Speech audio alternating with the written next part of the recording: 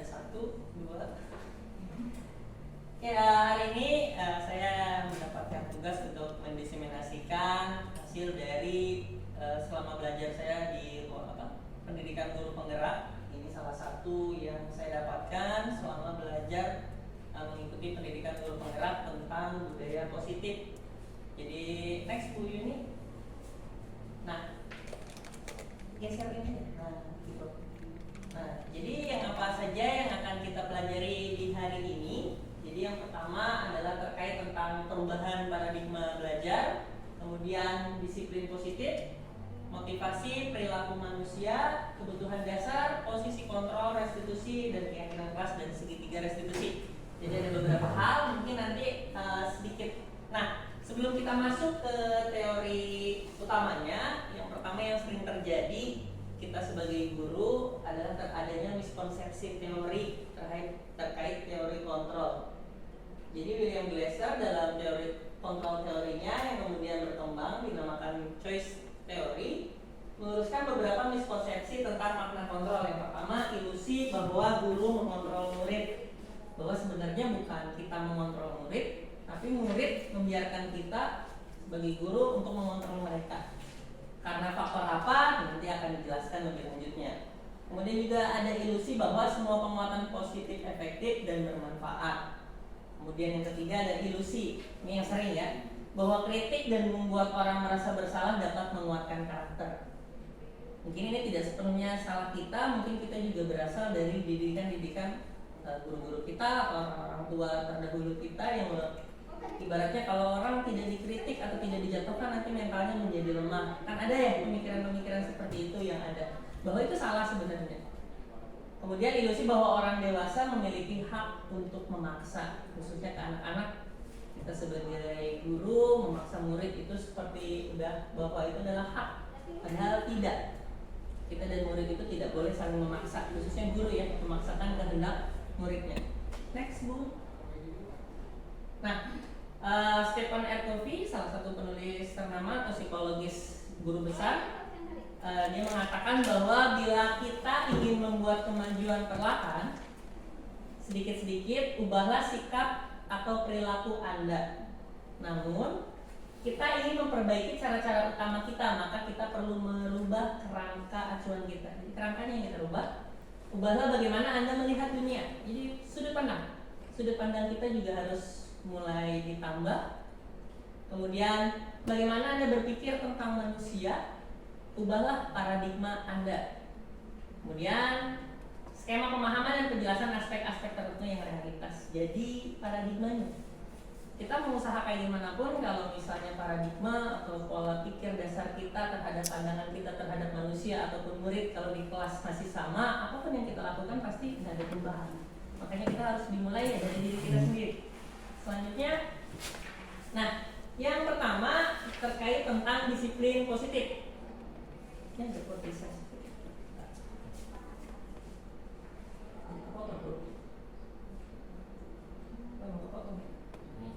Oke, jadi disiplin positif adalah pendekatan pendidikan yang bertujuan untuk membimbing anak-anak dalam mengembangkan karakter atau perilaku yang baik melalui cara yang konstruktif. Ya, jadi penekanannya ada kalimat konstruktif dan penuh kasih sayang. Fokusnya adalah pada pengajaran dan pelajaran, bukan pada hukuman. Jadi sudah tidak ada lagi di pembelajaran yang merdeka belajar, sudah tidak ada lagi konsep tentang hukuman. Reward dan hukuman itu sudah diminimalisir, bahkan kalau bisa dihilangkan. Meskipun tidak sepenuhnya ya. Kemudian prinsip utamanya dalam disiplin positif yang pertama adalah menghormati dan empati. Jadi karakter yang kita tanamkan. Kemudian kita itu guru adalah mengajar, bukan menghukum. Jadi kan ada lagi tuh kalau nggak bisa dipukul jadinya. Kalau dulu kan gitu ya, nggak bisa maju ke depan kakinya diangkat 1, nah itu udah nggak boleh. Kemudian dorongan dan penguatan positif. Jadi yang membangun bukan menjatuhkan. Kemudian konsistensi dan rutin, mengembangkan keterampilan emosi dan sosial, terus komunikasi yang efektif dan model perilaku yang baik. Artinya model perilaku yang baik, kita pun sebagai guru, ya kalau kita mengatakan kepada siswa jangan terlambat, ya kita mulai dari diri kita. Kita mengatakan siswa berpakaian rapi, otomatis kita pun harus menunjukkan dengan pakaian yang rapi. Kita bertutur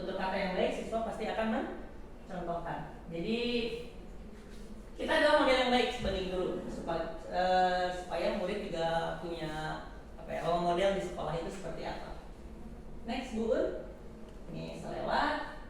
Nah ini tadi ada motivasi. Jadi setiap diri manusia, setiap dari kita, nah khususnya murid yang akan kita ajar, sebenarnya ada 3 perilaku, 3 motivasi perilaku secara umum. Ini kita sadari ataupun tanpa kita sadari, kita sebenarnya udah tahu. Nah ini kita tekankan lagi supaya kita tahu murid itu termotivasi dari yang mana. Yang pertama, motivasi untuk menghindari ketidaknyamanan atau hukuman. Jadi ada siswa yang memang mungkin dia mengumpulkan tugas bukan karena kesadarannya, tapi karena takut dihukum sama gurunya. Siswa datang tepat waktu bukan karena kesadaran dia bahwa dia harus disiplin, tapi takut dia disuruh lari misal, atau takut disuruh ada hukuman atau ketidaknyamanan, menghindari. Dia mengumpulkan tugas atau dia mau ikut sama temennya karena tidak enakan. Dia mau ikut kerja kelompok, nggak mau kelompok yang lain karena jadi banyak motivasinya karena takut dari luar. Jadi faktor eksternalnya sangat dominan. Yang kedua, motivasi untuk mendapatkan penghargaan atau pujian orang lain. Ini juga banyak yang kita sadari. Bahkan ini juga agak cenderung bahaya kalau dilanjutkan siswa seperti ini. Jadi kalau dia mengumpulkan tugas supaya dia dapat pujian, dia dapat juga mengejar nilai tertinggi supaya misal dapat beasiswa. Jadi dia ada iming-imingnya. Kalau ada perilaku siswa yang seperti ini, yang dikhawatirkan adalah saat dia bekerja, iya, kalau ada tambahan kerja, ada tambahan uangnya nggak? Pamrih, hitungan. Jadi secara integritas agak kurang jadinya nantinya. Apapun akan ada ujungnya gitu, pamrih. Nah, yang terakhir adalah motivasi intrinsik. Jadi kalau yang tadi ekstrinsik, yang 1-2 dari luar, faktor dari luar lebih dominan. Yang ketiga ini yang menjadi mereka inginkan dan menghargai nilai-nilai sendiri dari nilai-nilai yang mereka percaya. Jadi mereka memang sudah yakin bahwa ini yang harus saya lakukan. Gak ada hukuman pun, ya kita jalani. Meskipun ini debatable ya, artinya pasti motivasi dari luar itu pasti ada. Cuman sebisa mungkin jangan itu yang menjadi dominan atau menjadi dorongan. Seperti kita dalam beribadah kan ya, apakah kita akan rajin sholat kalau nggak ada pahala? Apakah kita akan menghindari dosa-dosa kalau nggak ada neraka? Tapi karena kita sadar bahwa kita memang makhluk Allah kan, tanpa kita sadari kita pun memang ini mah kewajiban kita mau ada surga atau neraka juga. Sebenarnya kan itu. Jadi sebisa mungkin nilai-nilai itu kita geser pelan-pelan. Pasti kalau untuk anak atau murid harus ada proses kesananya, yang nggak bisa instan anak bisa langsung berubah. Yang prosesnya seperti apa? Ya lanjut ini. Karena tidak bisa serta-merta ya, namanya perubahan itu kan proses. Kita nggak bisa minta anak instan langsung berubah. Nah, ini adalah memotivasi yang baik ya. Jadi murid yang memiliki intrinsik yang baik. Hindari ini reward dan punishment yang berlebihan karena dapat melemahkan motivasi eksternal. Itulah kenapa di kurikulum Merdeka ini sebenarnya sudah tidak ada ranking, reward ataupun punishment. Meskipun ini pasti bahan debatable ya untuk punishment ataupun reward, karena sekolah kan para ingin memberi ya untuk yang terbaik sih bagaimanapun. Tapi di sisi lain ya kita mengalami lah, ada anak yang sudah dapat beasiswa, kemudian kita ingin ikutkan lomba karena takut beasiswanya hilang karena terganggu belajarnya, atau tidak mau berpartisipasi. Itu kan juga ternyata memang efeknya pun udah terlihat gitu. Nah, ini yang mungkin nanti harus kita bicarakan ke depannya gimana di sekolah ini supaya reward dan punishment ini perlahan-lahan kita geser menjadi konsekuensi yang memang dari kesadaran mereka. Karena memang sekarang kalau kata Ki Hajar kan belajarlah mengikuti perkembangan zaman gitu ya. Sedangkan zamannya sekarang itu udah bukannya lagi zaman yang ibaratnya ngumpul murid gitu. Mungkin kalau dulu hal yang lumrah gitu ya, kita ngumpul murid, mungkin untuk murid lapor ke orang tua ditambahin gitu di rumahnya. Kalau sekarang kan yang ada kita masuk polisi, viral. Ataupun murid mungkin bisa jadi dendam. Murid sekarang bisa jadi lebih jago dari gurunya. Bisa-bisa ban motor kita udah bocor mau pulang. Sama murid yang mungkin punya dendam sama kita, atau spionnya mungkin hilang 1. Itu kan hal-hal yang tidak kita inginkan bahwa murid menjadi pendendam. Next, nah ini sudah kita terapkan ya di sekolah kita, jadi membuat keyakinan kelas ataupun keyakinan sekolah. Nah, kedepannya kalau kelas kan sudah ada semua ini keyakinan kelas. Nanti kedepannya saya kemarin sudah berbincang dengan OSIS. Kedepannya itu memang nanti keyakinan tata tertib sekolah akan dituangkan dari keyakinan sekolah, di mana nanti OSIS dan perwakilan kelasnya yang mereka yang membuat. Tapi dengan rambu-rambu yang tetap kita tetapkan. Jadi tidak semerta-merta mereka. Jadi kita bimbing supaya nanti apa saat mereka melakukan pelanggaran terhadap keyakinan-keyakinan ya kan kalian yang buat. Jadi ya OSIS kan sebagai perwakilannya ya. OSIS ataupun perwakilan kelasnya kan yang mewakili teman-temannya, karena kan nggak mungkin juga kalau 170 orang membicarakan keyakinan sekolah. Kayaknya satu peraturan aja bisa nggak kelar gitu. Ya kasusnya misalnya masalah sepatu aja bisa panjang kali lebar. Tapi itu juga nanti kita kasih penekanan kenapa alasannya, supaya mereka pun paham bahwa mana nilai-nilai kebajikan yang baik, mana nilai-nilai yang enggak. Next. Nah, ini adalah posisi kontrol kita sebagai guru. Yang kita sadari atau tidak sadari pasti kita pernah berada di 5 fase ini. Ini nggak semuanya salah dan memang nggak ada juga yang terbaik gitu. Semuanya pasti pernah kita lakukan dan ada kalanya kita pasti ada di situ. Next Bu Yuni. Yang pertama yang penghukum. Nih, biasanya penghukum itu nada suaranya tinggi. Saya banget ini ya. Bahasa tubuhnya, matanya melotot gitu ya, jarinya menunjuk dan menghadik. Bu Nisa kan? Seorang penghukum bisa menggunakan hukuman fisik maupun verbal. Biasanya yang verbal lebih berbahaya dari yang fisik ya. Kemudian orang-orang yang menjalankan posisi penghukum senantiasa mengatakan bahwa sekolah memerlukan sistem atau aturan, alat yang dapat menekan murid lebih dalam lagi. Ini prinsip-prinsipnya yang biasanya yang mereka di kepalanya. Seringnya mereka udah atau gini aja aturannya.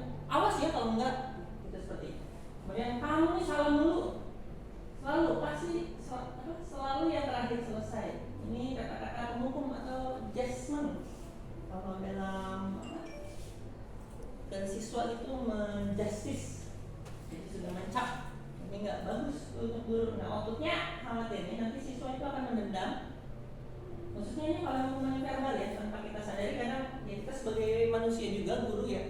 Karena kalau udah ada siswa yang keterlaluan, udah melewat batas, kadang kita juga suka ya hilang gitu ya dalam mengajar.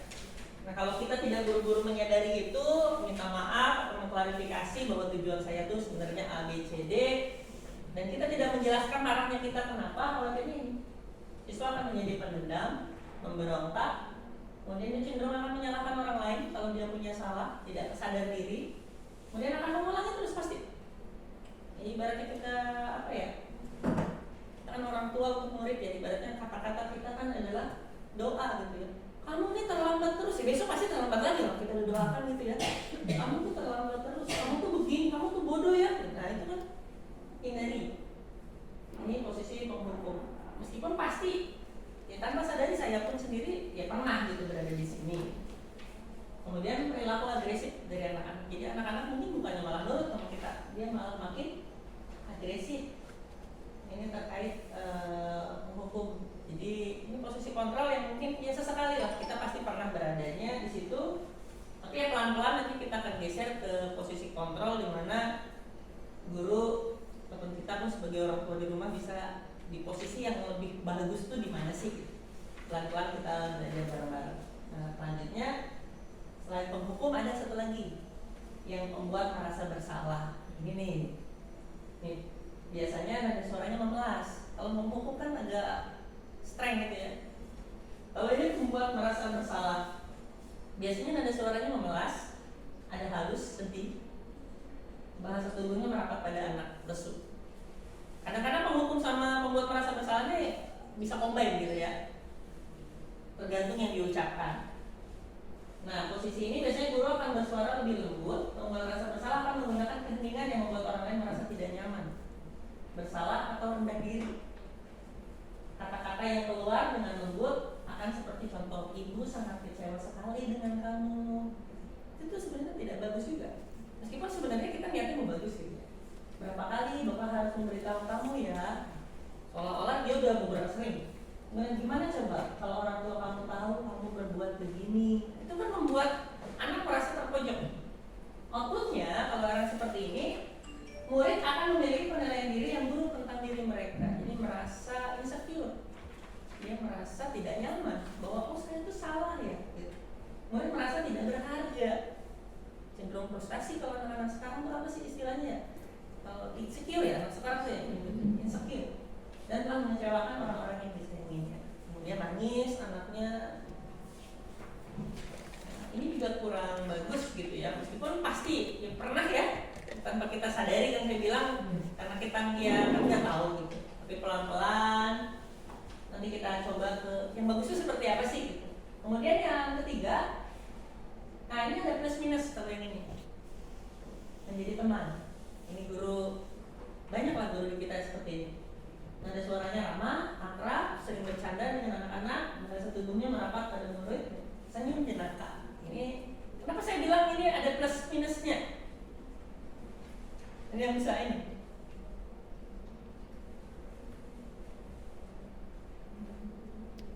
Plusnya bisa dekat sama murid, bisa lebih dekat, bisa lebih memahami lah gitu. Yeah. Cuman minusnya mungkin rasa hormatnya jadi kurang. Ya. Rasa hormatnya jadi kurang karena merasa teman ke guru gitu ya. Iya.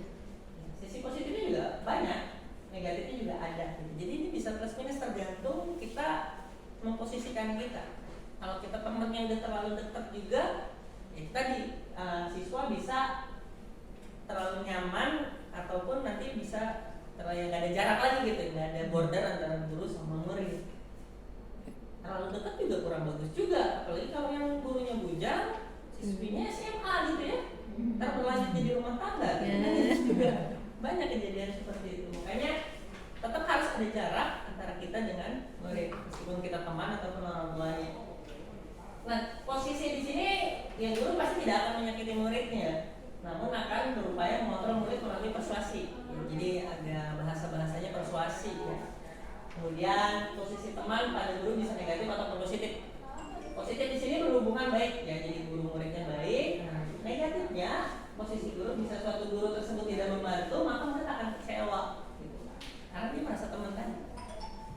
Ya kalimat-kalimatnya yang biasanya ayo bantulah demi bapak ya. Selanjutnya peran kontrol sebagai pemantau. Nah, memantau berarti mengawasi. Jadi di sini pada saat kita mengawasi, kita bertanggung jawab atas perilaku yang kita awasi. Biasanya kalau pemantau ini pemegang taat aturan. Nada suaranya datar. Terus bahasa tubuhnya formal. Saya pencatat ya. Dan biasanya kalau orang seperti ini menggunakan sanksi ataupun konsekuensi, kita dapat memisahkan yang pribadi kita dengan murid. Nah, biasanya pertanyaannya kalau ada orang yang melanggar, pemantau tentang peraturannya seperti apa? Terus apa yang telah kamu lakukan? Sanksi atau konsekuensinya apa? Nah, seorang pemantau ini sangat mengandalkan penghitungan dan catatan data yang dapat digunakan sebagai bukti atas perilaku seseorang. Posisi ini akan menggunakan stiker, slip catatan, data cek. Jadi posisi pemantau berawal dari stimulus respon, tanggung jawab guru dalam mengontrol murid. Jadi ini ada catatan data dong. Jadi dia lebih ke ya aturannya seperti apa dikembalikan, tanpa ada kata-kata tambahan yang tadi yang disampaikan oleh si penghukum ataupun makanya yang membuat rasa bersalah. Jadi ya formal aja kalimatnya, nggak ada yang menyalahkan ke siswa ataupun murid. Jadi dia lebih ke mengembalikan ke peraturan. Gitu. Nah yang terakhir, nah ini posisi manajer. Jadi posisi kontrol guru sebagai seorang manajer adalah posisi di mana guru berbuat sesuatu bersama dengan murid, mempersilahkan murid mempertanggungjawabkan perilakunya, kemudian mendukung murid agar dapat menemukan solusi atas permasalahannya sendiri. Nah, seorang manajer ini telah memiliki keterampilan di posisi teman ataupun pemantau. Jadi kombinasi antara teman dan pemantau. Di manajer, murid diajak untuk menganalisis kebutuhan dirinya, kemudian maupun kebutuhan orang lain. Di sini penekanan bukan pada kemampuan membuat konsekuensi, namun dapat berkolaborasi dengan murid sebagaimana memperbaiki kesalahan yang ada. Seorang manajer nih biasanya kalau ada siswa yang melakukan kesalahan, dia akan mengembalikan keyakinan. Apa yang kita yakini, kemudian apakah kamu meyakininya? Jika kamu meyakininya, apakah kamu bersedia memperbaikinya? Jadi nyambung antara yang apa tadi pemantau sama teman. Jadi dia mengembalikan tetap ke aturan, cuman gaya penyampaiannya dengan kita ya dekat dengan siswa atau dengan murid. Jika kamu memperbaiki ini, hal ini menunjukkan apa tentang dirimu, apa rencana kamu untuk memperbaiki hal ini. Jadi dikembalikan ke siswanya, ke muridnya, kembalikan ke aturan konsekuensi yang telah dibuat. Kamu udah salah loh, tanya juga, kenapa kamu begini? Nanti di segitiga restitusi langkah-langkahnya akan kita pelajari. Jadi ini posisi manajer, lanjut turun masih manajer. Nah, tugas seorang manajer itu bukan mengatur perilaku seseorang, tapi membimbing murid untuk dapat mengatur dirinya. Seorang manajer bukannya memisahkan murid dari kelompoknya, tapi mengembalikan murid tersebut ke kelompoknya dengan lebih baik dan kuat. Bisa jadi dalam praktek penerapan disiplin sehari-hari kita akan kembali ke posisi teman atau pemantau, karena kan ini memang kombinasi antara itu. Karena murid yang ditangani belum siap diajak berdiskusi atau diundang melakukan restitusi. Nah, namun perlu disadari tujuan akhir dari 5 posisi kontrol guru adalah pencapaian posisi manajer. Jadi dari kelima tadi tujuan akhirnya memang ada di sini, di mana posisilah murid dapat menjadi pribadi yang mandiri, merdeka, dan bertanggung jawab atas segala perilaku dan sikapnya, yang pada akhirnya dapat menciptakan lingkungan positif, nyaman dan aman. Dan dari 5 posisi ini sebelum kita beranjak ke materi yang lain, ada yang mau ditanyakan? Atau Pak, saya pernah seperti ini, kira-kira saya di posisi mana ya? Gitu.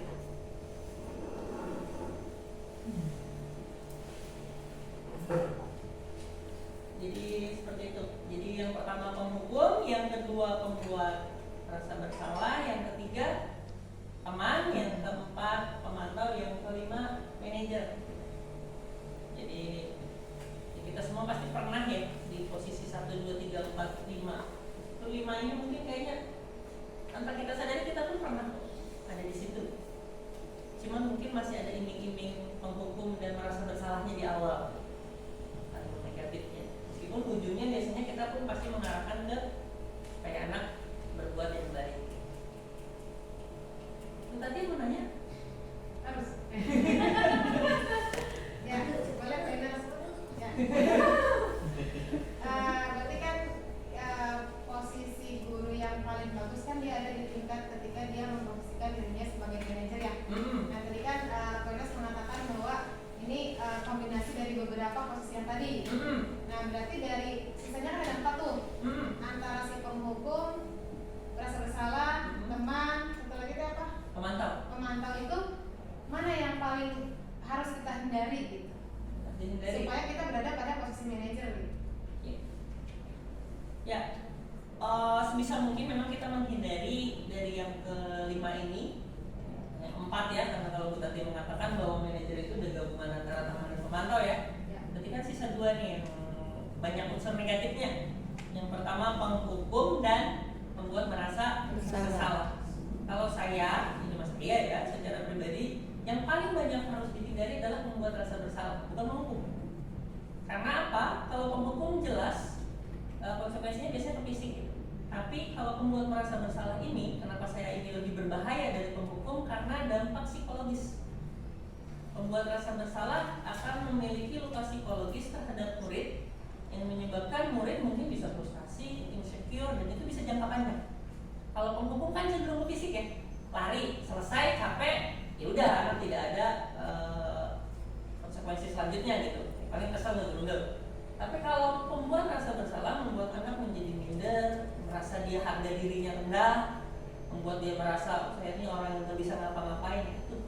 Jadi posisi pembuat rasa bersalah adalah posisi yang meskipun ini di posisi kedua tadi saya nyebutinnya ya setelah penghukum, tapi itu yang memang harus sangat dihindari kita sebagai seorang guru. Kalau bisa kita kan memotivasi terhadap murid. Kalau pembuat rasa bersalah itu ya ibaratnya bukannya membuat murid berlari, mungkin malah membuat murid terperosok lebih dalam gitu terhadap permasalahannya. Itu mungkin ada yang mau nambahin? Gimana Bu Tati? Sepakat? Ya, sepakat.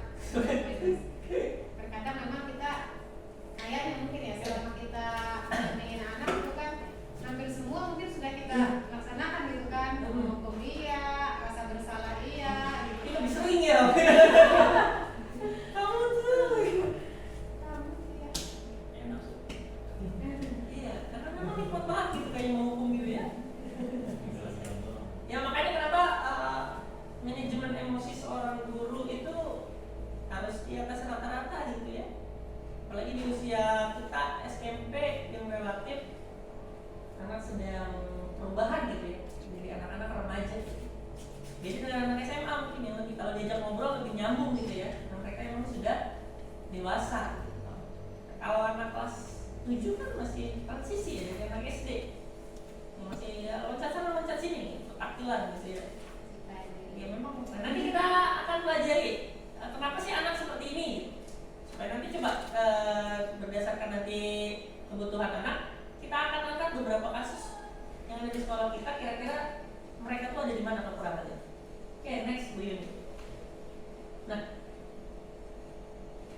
tadi yang saya sebut bahwa kita seorang manusia, otomatis murid juga seorang manusia, kita juga guru seorang manusia.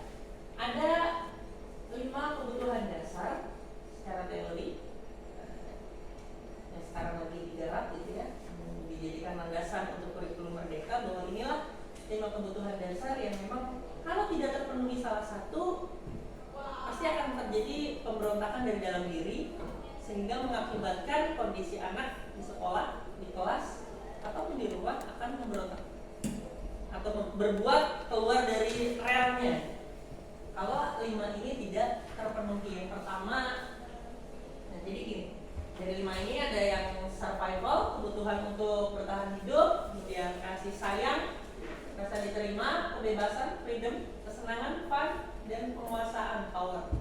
Nah, ketika seorang mulai melakukan suatu perbuatan yang bertentangan dengan nilai-nilai kebajikan atau nilai-nilai keyakinan kelas yang sudah dibuat, atau melanggar peraturan, hal itu sebenarnya dikarenakan mereka gagal memenuhi kebutuhan dasar mereka.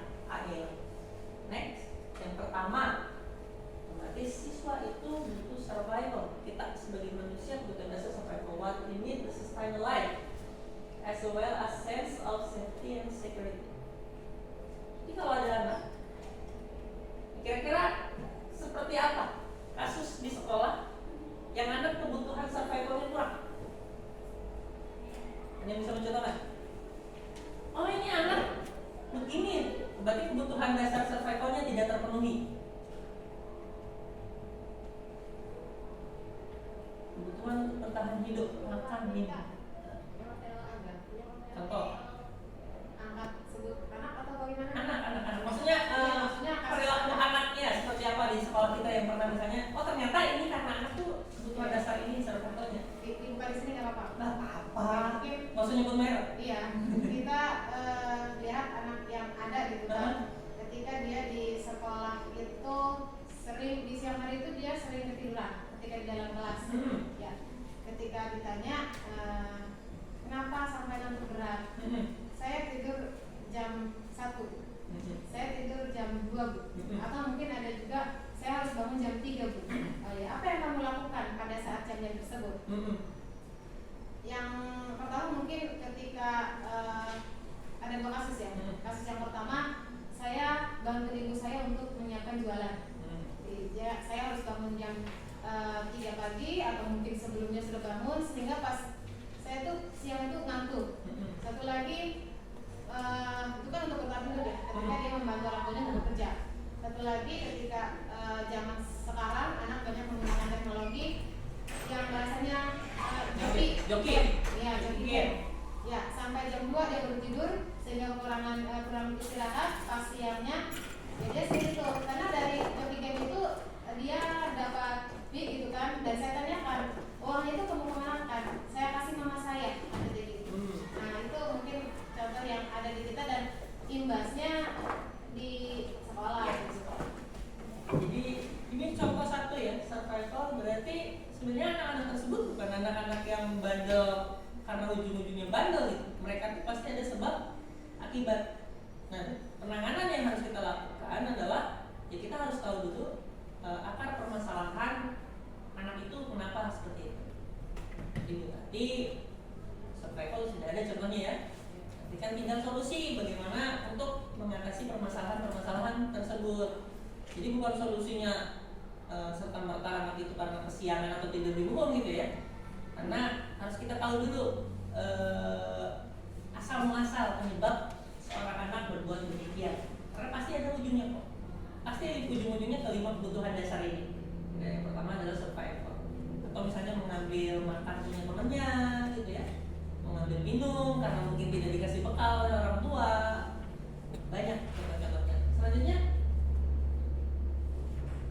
nah ini love and belonging, the need to be connected to others, the desire to belong, to love and be loved. Tahu artinya? Nggak ada.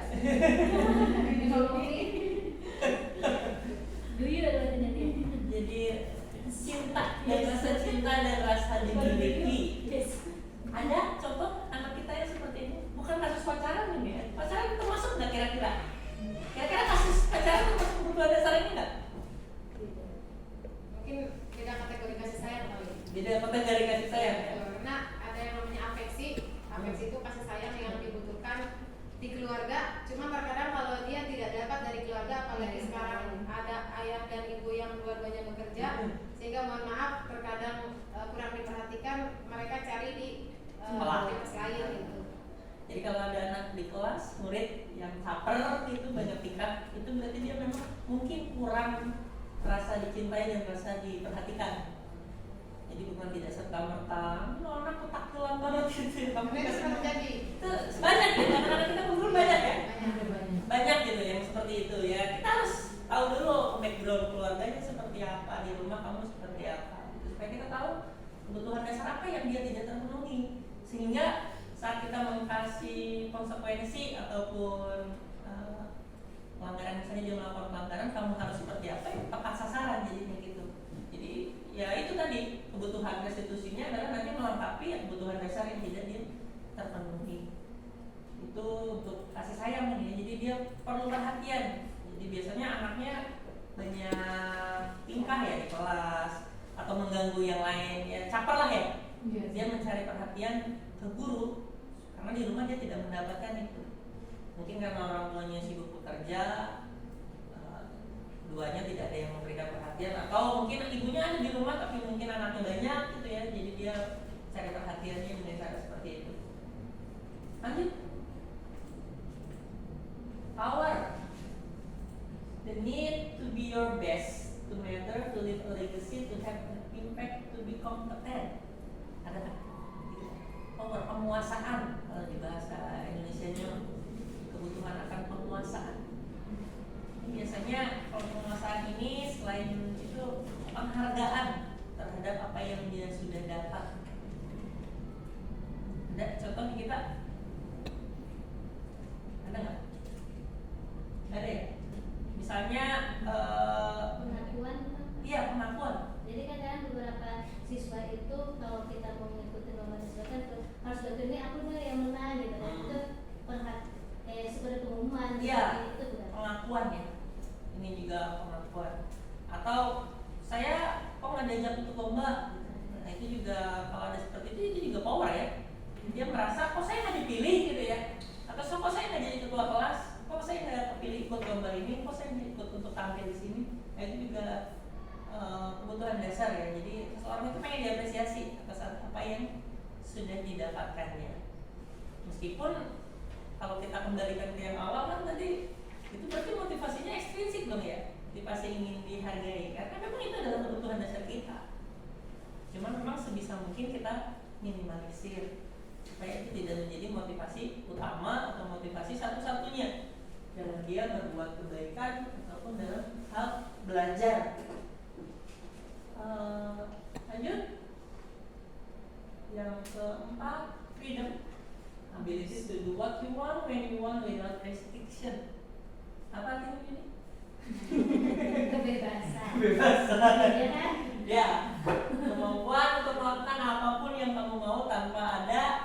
batasan, restriction, batasan. Jadi nggak ada aturan. Banyak anak kita ya? Banyak. Lari-larian di dalam kelas, ngobrol saat guru menerangkan. Itu artinya mereka memang kebebasannya tidak terpenuhi. Makanya dalam belajar, apalagi kalau jam pelajaran di waktu-waktu yang jam-jam rawan ya, jam 1 sampai jam 3, kita gurunya harus pintar-pintar mengelola atau memanajemen kelas. Karena memang mereka ada kebutuhan untuk itu gitu. Apalagi di usia-usia yang memang mereka kan secara perkembangan kognitif masih banyak gerak ya. Kalau kelas 7, kelas 8 ya.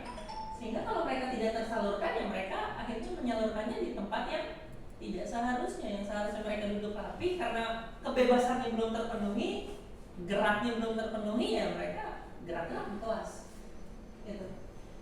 Mungkin juga di rumahnya nggak boleh loncat sana loncat sini gitu sama orang tuanya, atau tidak ada rekreasi terkait untuk gerak ini, karena ya anak kan memang harus bergerak gitu ya, tanpa disadari kebutuhan biologis mereka itu untuk bergerak, lari-larian kesana kesini. Beda kalau orangnya pendiam gitu ya, tidak disuruh gerak malah diem. Nah ada juga, tapi mayoritas seusia mereka ya pada umumnya butuh kebebasan berpendapat kalau dalam berbicara di kelas, kebebasan memilih teman, kebebasan ya mengungkapkan ide, mengungkapkan perasaan. Itu contoh-contoh kebebasan. Kalau itu kita kekang ya itu nanti anak akan memberontak. Lanjut terakhir, fun, kebebasan kesenangan, rekreasi, play, relaxation, and meaningful relevant learning describe how to meet this. Ini puncak terakhir ya. Kalau dibikin sebuah piramida kebutuhan dasar, fun itu yang paling terakhir. Paling bawah itu survival, fun itu terakhir.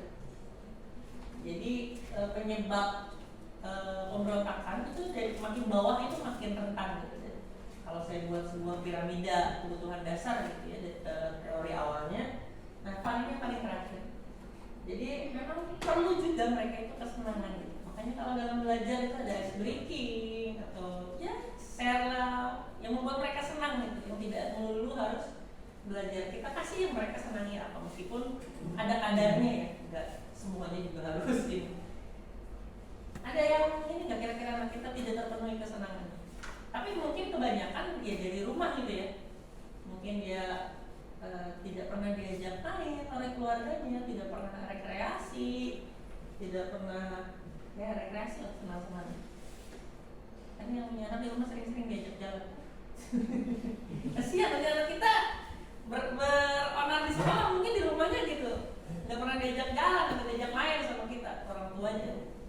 Luangkan waktu Sabtu Minggu gitu atau hari libur untuk ya rekreasi lah sebulan sekali atau meskipun ke Taman Citra Indah gitu yang hari Minggu pagi. Yang penting ada ganti suara tetap berjalan tiara gitu jalan. BPJ 2 kali lagi. BPJ 2. Yang penting anak kan ada senang, ada suasana baru.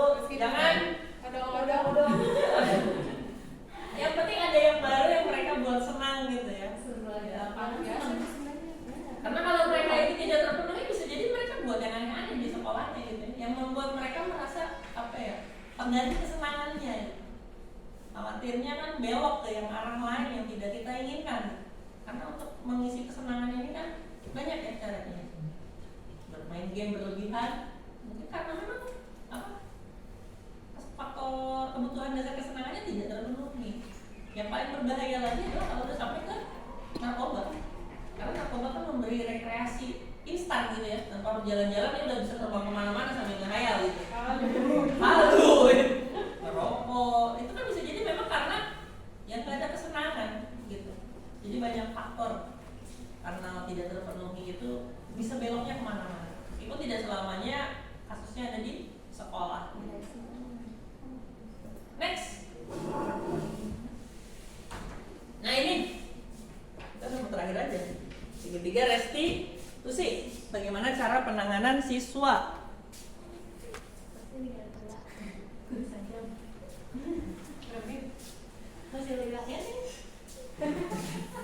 Segitiga restitusi. Nanti kita praktekkan bagaimana penanganan segitiga restitusi. Nanti saya kasih case. Dan Ibu sama Bu Risa atau Bu Dena mempraktekkan segitiga restitusi. Bu Dena misalnya jadi muridnya, berarti jadi gurunya. Nanti kita praktek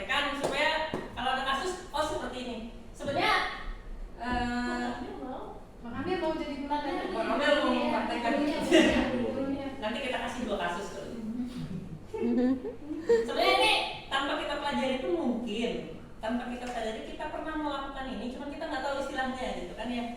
Yang namanya kita mengajar bukan setahun 2 tahun, ya kecuali Bu Dena yang mungkin setahun gitu. Belum Pak. Tapi mungkin pernah dalam selama jadi murid diperlakukan seperti ini oleh gurunya gitu. Jadi ini bukan hal yang baru, cuman memang secara teorinya ada gitu. Cuman tanpa kita sadari, kita pun pernah mungkin melakukannya. Cuman supaya mungkin lebih terstruktur dalam penyampaian ataupun dalam menyelesaikan masalah yang ada pada murid, muncullah ini. Jadi ini dari luar juga gitu ya teorinya. Segitiga restitution, triangle of restitution ya. Jadi Ada triangle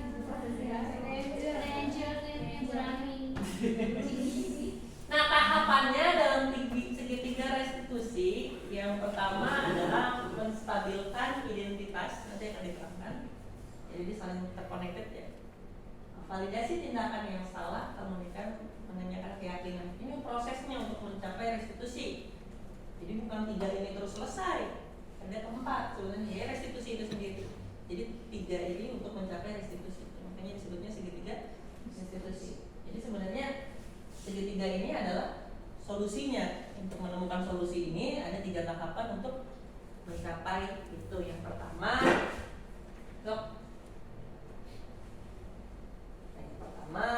menstabilkan identitas. Bahasanya agak rancu gitu. Identitasnya nggak stabil gitu.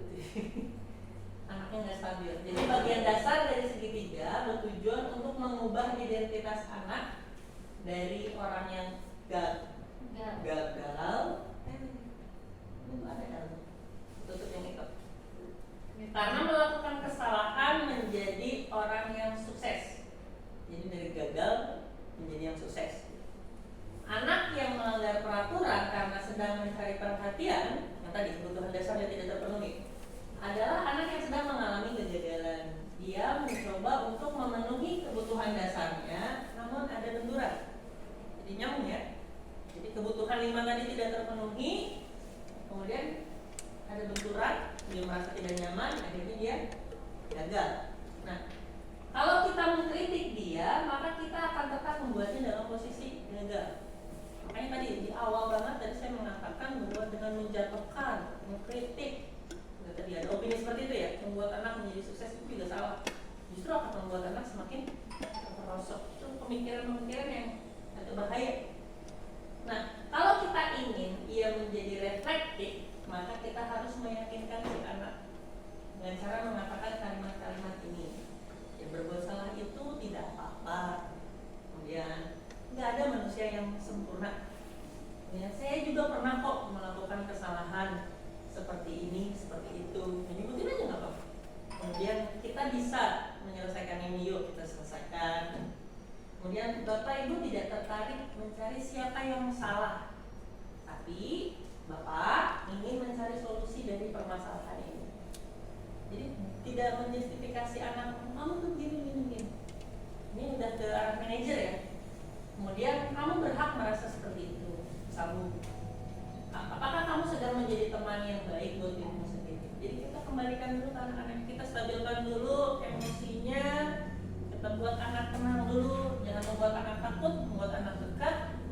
Biarkan si anak ya menyadari kesalahannya apa, bahwa oh ya apa salah. Sebagai manusia memang kita tempatnya salah gitu. Nah, setelah emosinya stabil, baru kita kasih treatment selanjutnya. Hal seperti ini memang kalau secara teori gampang ya dituliskan, tapi kalau dalam mempraktekkannya ini butuh usaha menahan emosi yang luar biasa, sangat-sangat luar biasa. Apalagi kalau permasalahan yang disebabkan si anak bukan masalah hal kecil ya. Mungkin yang membuat Bapak Ibu emosi gitu ya. Makanya saya bilang kontrol emosi seorang guru harus di atas rata-rata. Nanti emosinya lampiaskan di tempat yang lain, kreatif, sumur atau gimana. Tapi jangan ke suami atau istri di rumah gitu ya, melampiaskan, kasihan. Atau kan?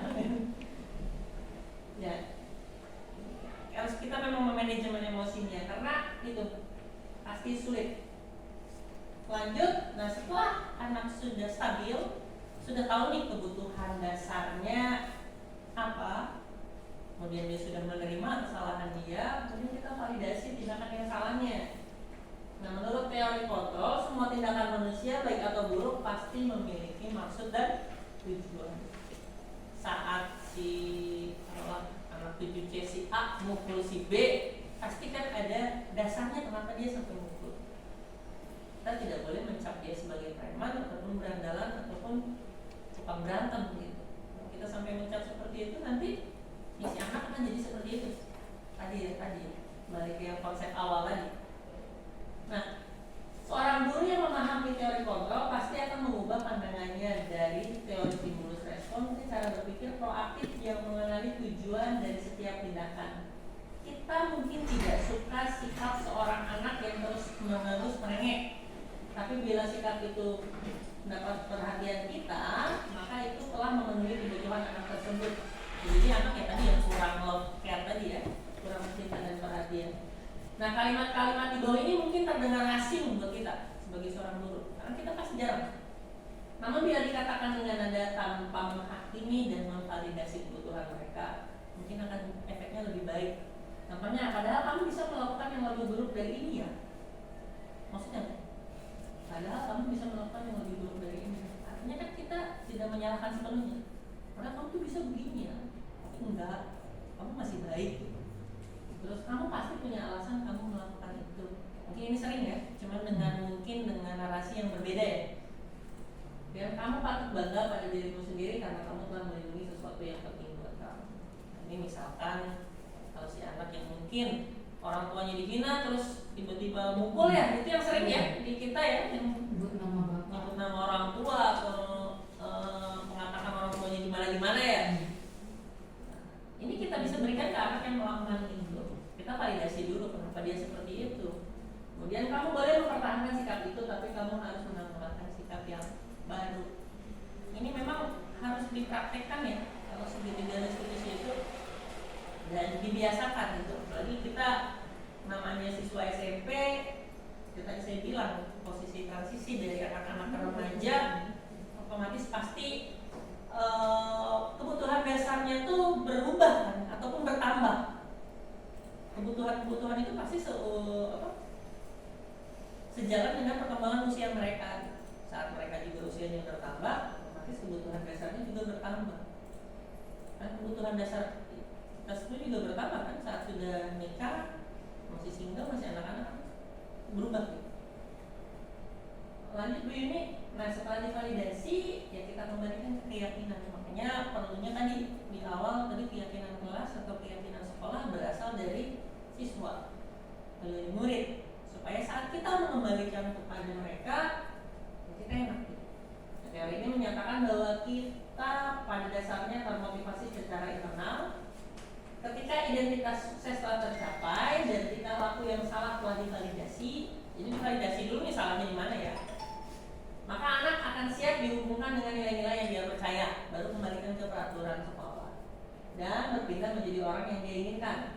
Nah, pertanyaannya contoh, apa yang kita percaya sebagai kelas atau keluarga? Lebih ke keyakinan ya, beliefnya. Terus apa nilai-nilai umum yang telah kita sepakati? Terus apa bayangan kita tentang kelas yang ideal? Kamu mau jadi orang yang seperti apa? Gitu. Jadi baru dikembalikan ke beliefnya, ke keyakinan awalnya. Makanya kenapa tadi perlunya keyakinan kelas itu disepakati oleh semua kelas dan disadari oleh semua kelas, anggota kelas ya, supaya saat mereka melakukan keluar dari relnya, mereka harus tahu bahwa mereka itu salah. Jadi perlu menanyakan karena kehidupan seperti apa nantinya mereka inginkan. Kamu ingin jadi sukses, kamu jawab, dipercaya. Jadi semuanya meskipun anak salah, yang kita berikan adalah konstruktif, membangun anak, tidak destruktif, menghukum, menjatuhkan, membuat anak merasa bersalah. Yang ada anak bukannya berdiri atau menjadi terlalu termotivasi, justru anak semakin jatuh, terperosoknya makin dalam. Oke, dari 3 ini satu lagi dulu, yang terakhir. Habis ini kita praktek. Saya kasih kasus, dipraktekkan. Nah, solusi atau konsekuensi. Nah, setelah 3 langkah kita teguh, maka kita dapat memberikan restitusi kepada murid sebagai konsekuensi yang telah dilakukan. Tadi saya mengatakan konsekuensi. Ada konsekuensi, ada hukuman. Apa bedanya? Ada hukuman, ada konsekuensi. Bu Dina, bisa bedain nggak antara hukuman sama konsekuensi? Searching juga searching. Sama. Bu Dina sama Bulan. Iya, sama. Beda. Bedanya? Apa sih hukuman? Hukuman sama konsekuensi. Itu bulannya. Kalau konsekuensi itu biasanya disepakati duluan. Nah, kalau hukuman biasanya suka apa ya? Kayak ngedadak itu lebih ke iklan mental gimana ya? Iya. Nanti kamu. Pak Amil, konsekuensi sama hukuman. Sih baru mau jawab kayak Bulan. Sepikiran kan? Sama kayak Bulan. Benar. Yakin. Bu Yuni, Ya. Kalau konsekuensi itu ya biasanya memang ada dua kesepakatan. Tetapi kalau hukuman itu biasanya itu hanya dari satu orang saja. Jadi misalkan kalau hukuman itu biasanya dari guru nih. Kemudian kalau konsekuensi biasanya itu dari kita dari guru sama murid gitu. Biasanya gitu sih. Dan Iya. hukuman juga tidak harus memang kayak itu fisik kan, ada juga memang hukumannya. oke, kalau contoh misal anak terlambat datang ke sekolah atau tidak mengumpulkan tugas, disuruh lari 10 keliling, itu hukuman atau konsekuensi? Hukuman. Hukuman. Oke. Anak tidak menggunakan seragam olahraga pada pelajaran olahraga, kemudian disuruh lari, itu konsekuensi atau hukuman? Konsekuensi. Konsekuensi. Apa bedanya? Padahal sama-sama lari. Karena baju kalau seragam punya aturan. Aturan sekolah kalau tidak mengikuti aturan maka ada sanksi yang harus dihadapi. Bagus bisa kayak gitu. Ya, gini. Benar tadi jawabannya konsekuensi karena pelajarannya PJOK. Memang membutuhkan fisik dan lari termasuk pelajaran PJOK. Tapi kalau keterlambatan, kira-kira konsekuensinya apa kalau bukan lari? Mungkin dia akan ketinggalan beberapa momen di kelas atau di awal kegiatan di sekolah. Konsekuensinya dia akan ketinggalan pelajaran mungkin. Atau apa? Untuk anaknya. Untuk anaknya. Iya. Yang kira-kira supaya dia ini konsekuensinya loh, karena kamu selamat. Buat masuk. Ya. Kalau tidak masuk kelas nggak dapat hukuman. Bisa jadi kalau orang udah pulang dia suruh diam dulu selama dia terlambat berapa menit. Konsekuensi. Jadi kalau orang lain udah pulang dia jangan pulang dulu. Bisa membantu membersihkan kelas atau segala macam. Jadi kalau konsekuensi itu lebih ke yang sesuai dengan yang dia lakukan. Misal dia merobek buku temannya, berarti konsekuensinya harus Mengganti. diganti. Kalau hukuman bisa jadi tuh anak disuruh push up, bisa jadi disuruh lari gitu ya. Jadi memang kalau hukuman cenderung lebih banyak ke fisik gitu ya. Ada hukuman fisik dan tidak sesuai dengan apa yang dilanggar. Kalau konsekuensi, yang pertama tadi ya aturannya dan konsekuensi yang penggantinya sebagai restitusinya harus sesuai dengan yang disepakati dan tidak fisik. Ya, kalau anak terlambat ya mungkin urusannya juga sama waktu. Kalau nggak ngumpulin tugas ya mungkin nanti tugasnya konsekuensinya seperti apa gitu. Jangan ini masalahnya di akademik tapi kok larinya ke fisik gitu ya. Dan itu juga memang harus disepakati. Contoh kayak rambut itu sering menjadi kasus ya di beberapa sekolah itu, bahkan sampai viral gurunya ditangkap gara-gara motong rambut anak gitu kan. Tapi kalau itu udah konsekuensi kita sampaikan ke orang tua dengan baik dan anak juga nggak serta merta langsung kita cukur ya, kita kasih waktu pengertian beberapa hari ini konsekuensinya nanti kalau ini ya sepakat anak udah sepakat anak masih melanggar ya udah. Jadi kita sampaikan itu. Makanya nanti dalam membuat peraturan juga inilah yang mungkin menjadi debatable ya nantinya ke depannya kalau kita menerapkan disiplin positif di sekolah kita. Akan ada kecenderungan anak menjadi agak lebih longgar dalam penerapan disiplin. Karena apa? Untuk menuju ke arah yang kita inginkan itu memang harus pelan-pelan. Kalau kita memang strict dengan hukuman ataupun konsekuensi langgar langsung tindak, akan menjadi disiplin. Tapi apakah itu yang memang roh dari Merdeka Belajar ini inginkan? Kan tadi sudah dikembalikan ya, tadi ada teori yang menghukum, membuat merasa bersalah. Jadi kedepannya mungkin ini yang perlu kita bicarakan nanti ke depannya, penerapan disiplin positif itu konsekuensinya mau sampai mana? Karena ini pun menjadi bahan diskusi ya. Berarti nanti anak menjadi lebih longgar dong, nanti anak lebih itu yang mungkin dalam membuat kesepakatan kelas dan kesepakatan sekolah yang nantinya akan menjadi tata tertib sekolah harus duduk bersama anak, guru, dan otomatis orang tua di rumah juga. Karena terkadang pelanggaran peraturan itu atau pelanggaran konsekuensi bukan hanya datangnya dari permasalahan anak gitu ya. Kita punya konsekuensi anak tidak boleh pacaran, tapi di rumah orang tua mengizinkan. Kita sudah melarang anak membawa kendaraan bermotor ke rumah, tapi di rumah dikasih motor dengan bebas. Itu kan saling bertentangan. Makanya kita harus duduk bareng. Oke, lanjut. Selesai Tidak ya? ada. Tidak ada. Thank you. Oke, Oh. terima kasih. Nah, sebagai penutup kita praktekkan tadi yang segitiga restitusi supaya apa ya? Ada contohnya lah. Kayak gimana sih segitiga restitusi? Mungkin Bu Diana nih belum ada bayangan ya. Kayak gimana sih segitiga restitusi? Nah, Bu Tati kan sudah pengalaman bisa mempraktekkan, atau Bu Yuni atau Bu Tati monggo yang mau mempraktekannya. Ya. Oh, amin. Siap. Itu maksudnya berdua. Oke, kasusnya seperti ini. Gampang aja kasusnya ya. Nanti silakan ya, ini kubu guru, ini kubu murid gitu. Bu Dena tidak, Dena ya kita sebut misalnya Dena, tidak mengerjakan piket, kabur. Jadi saat teman-temannya sedang piket, dia menyelip di tengah piket, kabur ke kantin karena merasa ini piket kok nggak kelar-kelar, disapuin sampahnya nggak habis-habis. Saya nggak bebas nih ya, saya mau ke kantin aja. Nah, kemudian gurunya datang, padahal ada keyakinan kelas di situ bahwa setiap murid memiliki tanggung jawab. Jadi keyakinan kelasnya bahwa kalau ada tanggung jawab bekerja, semua harus tanggung jawab terhadap pekerjaan yang diberikan. Itu keyakinan kelasnya ya, salah satunya yang dilanggar oleh. Silakan yang mau menjadi gurunya siapa? Ayo Pak Ustaz. Silakan, silakan. Silakan, Dia Mangga. tidak piket ya.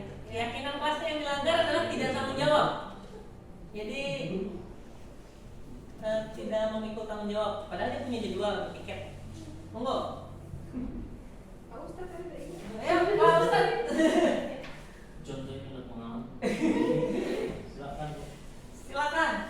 Ayo Bu Yuni dan Bu Dena kayaknya lebih pas gitu ya. Yang paling muda dan yang. Bu Lilis mau jadi gurunya? Bu Yuni monggo. Umi kan? Enggak. Umi sedang pusing kayaknya. Bu Yuni yang sudah ini pendidikan guru penggerak sebelumnya biar bisa mencontoh. Yang masih hot, ayo baru selesai kok. Yang lucu. Kalau mau Bu Dena di depan nggak apa-apa, di sini. Ayo Di acting. sini. Kalau duduk masuk. Contoh ini jadi murid aja nggak apa-apa. Saya melihat dia Iya. rumah hari ini tuh nggak ada sampaikannya. Enggak apa-apa. Bu ini biasa manggil anak. Monggo. Kasusnya Bu Dena nggak piket, tiba-tiba Bu Dena dipanggil Bu Yuni. Gimana solusinya? Cincang. Chemistry. Cari kursinya, cari kursi. Yang ini aja nih Bu Den. Pak kabar itu Pak apa Kursi kursinya? apa? Ini aja nih. Ini aja nggak apa-apa. Mas nggak bisa untuk melayani pertanyaannya. Enggak, supaya natural. Di sini aja. Nah, kita ngobrol. Supaya natural. Penerapan segitiga restitusi kabur dari bertanggung jawab. Jadi akun itu tahun suka ngomong. Kayak berdampak guru nih. Assalamualaikum Bu Dena. Dena ya sih? Dena. Oke. Assalamualaikum cantik. Sehat?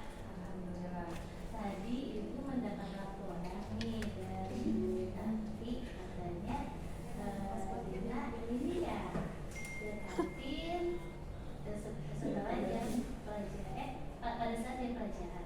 Paham dulu. Benar. Nah, kan Aku Jum kok. itu pasti kita juga pernah Aku Jum. kesalahan. Kayak ibu juga pernah melakukan kesalahan, kemudian juga pasti ibu Dena kamu tidak melakukan kesalahan. Nah, kira-kira nih ibu ingin tahu Bu Dena itu mau ke kantin pada saat jam pelajaran mau apa ya? Ibu, saya mau ke kantin tadi karena mau tiket. Males tiket? Iya. Oh, emang kenapa males tiket cantik? Ya, aku kok Bu malas aja. Males aja? Iya, lebih baik ke kantin. Lebih baik ke kantin. Sudah sarapan? Sarapan belum? Oh, belum sarapan. Nah, kira-kira menurut Bu Dena itu sesuai tidak dengan kesepakatan sekolah kita? Hal yang Bu Dena lakukan tidak sesuai. Kemudian juga bisa tidak apa ibu bisa mungkin Bu Dena ceritakan kira-kira itu tadi itu Bu Dena ngapain sih? Ya ibu mau proses dulu. Tadi kan saya, ibu saya dan teman-teman saya berlima tuh. Nah, kan memang jadwalnya piket. Tapi bertiga yang berdua tidak piket, kita bertiga piket. Nah, yang teman saya yang berdua ini ngajak ke kantin karena kan kebetulan kita bisa sarapan. Ya sudah, saya dan teman saya yang piket yang ketiga pergi ke kantin bareng-bareng. Jadi kayaknya nanti saya lah bisa gitu. Berarti Bu Dena belum sarapan ya? Jadi makanya tidak piket. Kalau salah nanti jadi istirahat atau piketnya. Kira-kira kenapa tidak sarapan? Keburu gitu tadi. Tidak dulu. Iya, karena bangunnya kesiangan. Karena bangunnya kesiangan. Nah, berarti perilaku itu menurut Dena itu baik atau buruk? Buruk. Berarti Bu Dena sudah paham ya bahwa hal tersebut adalah hal yang kurang baik gitu kan ya. Nah, sesuai tidak dengan kesepakatan kita? Tidak sesuai kesepakatan kita. Nah, kalau tidak sesuai dengan kesepakatan kita, kira-kira apa yang akan Bu Dena lakukan untuk memperbaiki? Kan tadi sudah tahu kan bahwa pada ibu itu adalah hal yang buruk gitu, dan itu tidak sesuai dengan kesepakatan kita. Otomatis itu kan ada konsekuensinya. Kira-kira apa konsekuensinya, atau misalnya apa yang akan Bu Dena lakukan untuk kedepannya?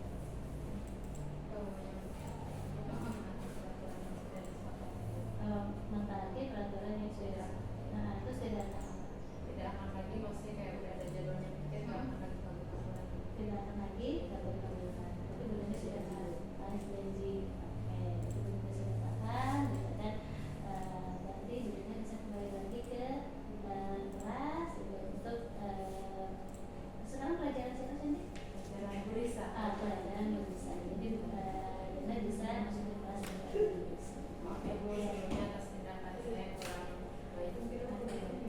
Iya. Oke, tepuk tangan. Terima kasih. Ayo Pak Kamil dan Bu Raffi. Nah, Oh, coklat kasihan. jadi ya contohnya seperti itulah. Jadi ngeblend aja gitu ya.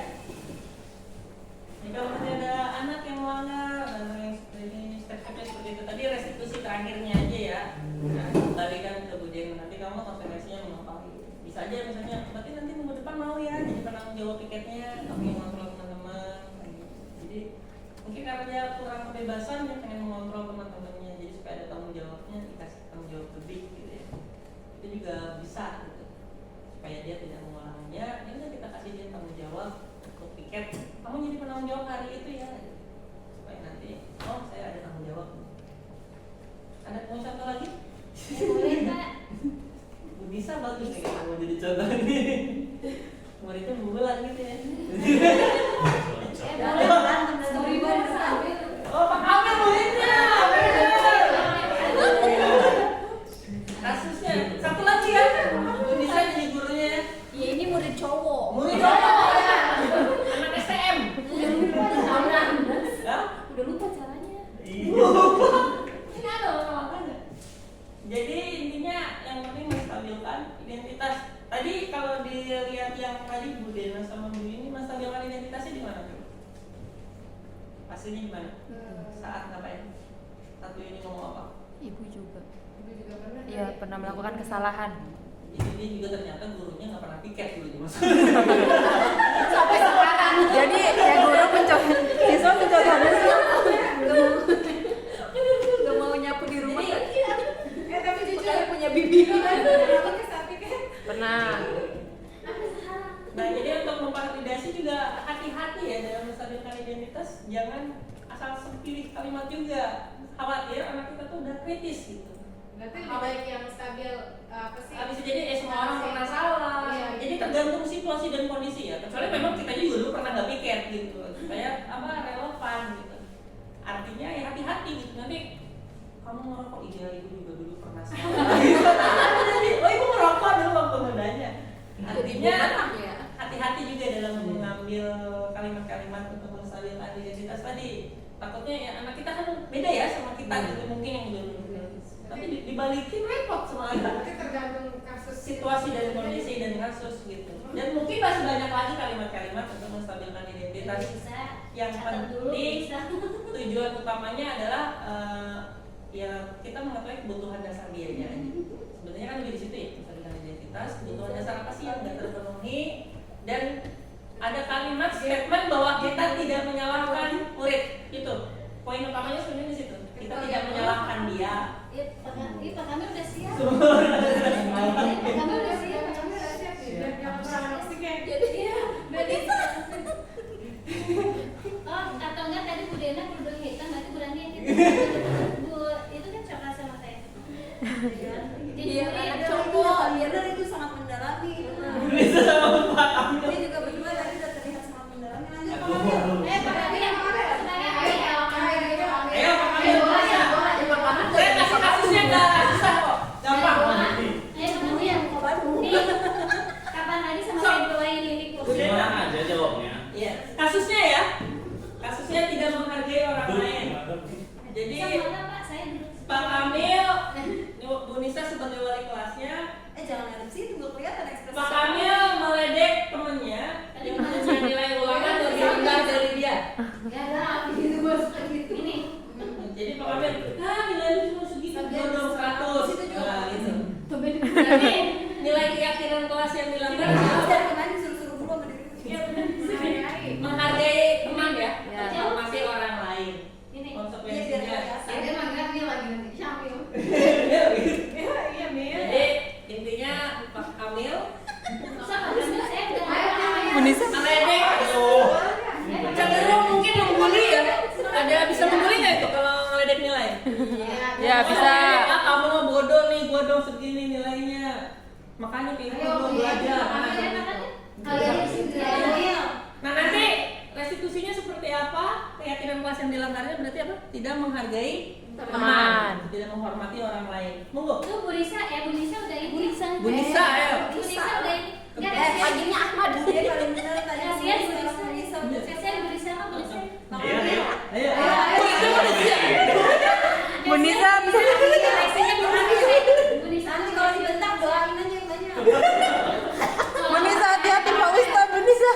Jangan marah-marah. Ingat ya manggil nama. Iya. Ahmad ya Ahmad. Saya itu sumpah dulu. Sumpah dulu sama Pak Ustadz. Saya nih ya.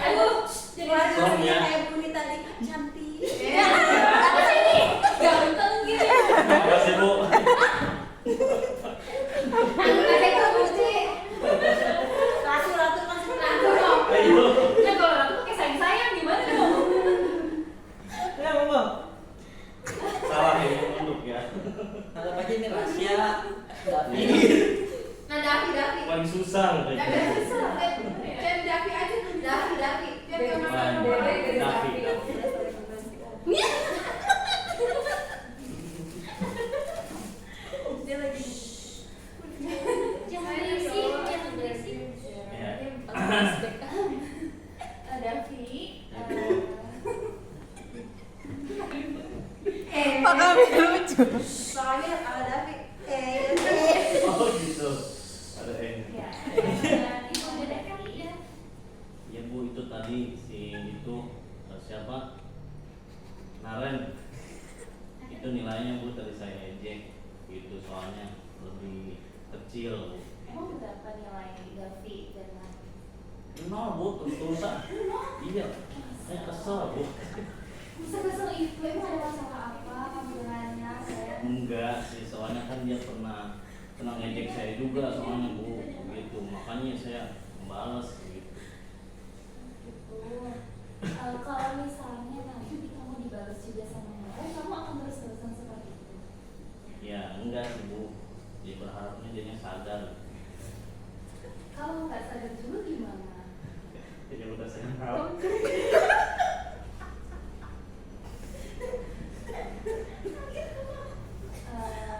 Davi, coba kamu bayangkan, kamu ada di posisi Naren, apa rasanya? Ya sakit hati Bu. Terus kenapa kamu melakukan seperti itu? Ya nggak tahu tiba-tiba. Ini pembuat rasa bersalah. Tiba. Siapa? Ya nggak tahu Bu. Tapi bisa udah paham. Nanti kita Susah. Jawabin baru tahu.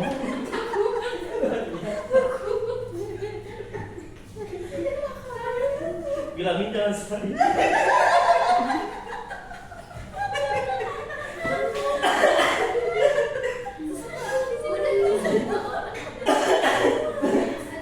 Udah gak kuat ini kayaknya.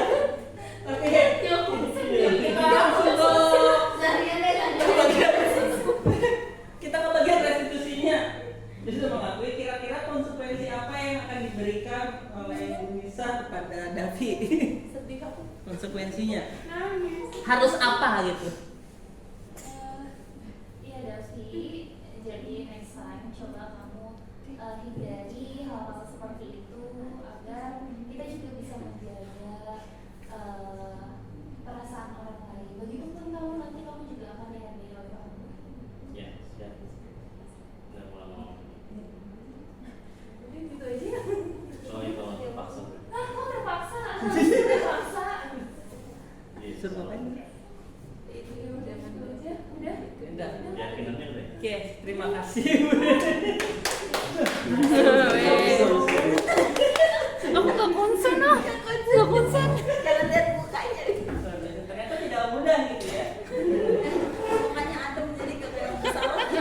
Iya kayaknya beda gitu. Coba kalau Davi beneran. Iya kalau Davi beneran beda lagi. Dari sana kalau dalam memanggil anak atau dalam apa melakukan penanganan restitusi, ya butuh proses ya, kita juga studi dulu untuk menghindari kalimat-kalimat yang memang ada ini. Tadi Bu Risa menurut apa? Ada pembuat rasa bersalah kata Bu Risa tadi. Pasti kalimat mana Bu Risa? Itu coba kamu bayangin kalau jadi Nah, Naren. Kan kombinasi Pak.